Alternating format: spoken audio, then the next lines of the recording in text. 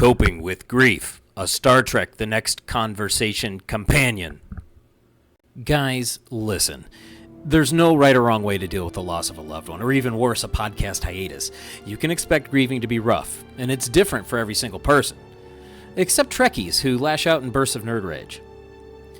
Try not to hug your fellow TNCers too hard, or they'll explode. Instead, focus on change. And that, much like the space between episodes, takes a lot of time. Oh god, they're burying me alive! Step 1. Find the nearest brick wall and ponder. How do you deal with Matt and Andy's absence? There's no one prime corrective for this question. So, how do we live in the face of a life-changing event? Step 2. Make sure there are no betazoids around. Beta Zeds? Whatever. Gaze into the crystal ball and fall into a void where words come to life and push you around. But you can pretend Andy Secunda is waving at you in a jovial manner. That's nice. Recall that grief is a process, not a task. Remember the 5 stages of grief? Well, they get 0 Andys from me. They're bullshit. All you really need to know is what Frank Sinatra was up to the week a Star Trek episode aired. It's the universe that's wrong. Grief isn't a geometry problem. It's more like chic farmhouse home decor that doubles as an insane roller coaster. Oh, Matt Myra likes roller coasters. Remember him? I wonder what he's up to right now. No! Break the cycle, Josh. It's natural to have an uneven journey, guys. Jeremy Bearimy, baby. Step 3. Be like Worf. Beat up ghostly apparitions in the holodeck to expel the anger at being denied combat every episode. Acknowledge that unlike new episodes of TNC, your grief exists.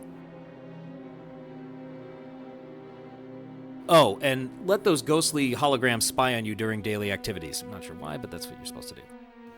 Do things that make you happy, not Worf. He likes killing things. Careful, though. Being too happy can turn you into a Geordi LaForge shadow lizard.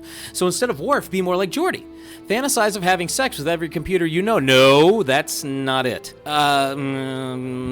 Be like the dolphins in Cetacean Ops or the Universal Translators.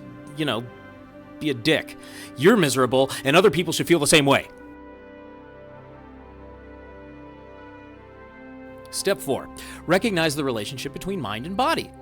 Lying on your back and staring at the dirty ceiling may alleviate back pain temporarily, but standing listlessly in the shower is a better pre-bedtime activity. You know why? Because in the morning you can eat all the DeFara's pizza you want. Step 5. Physical health is important for mental health. Notice that the weird representation of you doesn't have any earbuds in, pounding on doors, begging admittance to the president's circle. But I'm gonna give you a taste because going cold turkey is fucking rough. Oh, that's the stuff. Step 6, now reach. Post something on Facebook group that's already been shared 1,000 times. Shitpost on Mike Mann's timeline.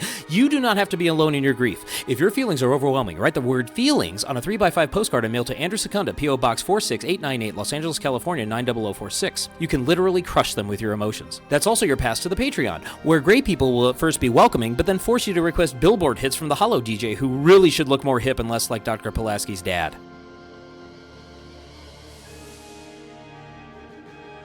Step 7. Talk out loud. Tell your family you miss Matt and Andy and the doors and the jingles and the missed sound cues and the MVC. They can't help you because you've clearly gone off the deep end. And that's why I'm here. May the spirit of Susie Plaxton guide you on your journey. Disengage!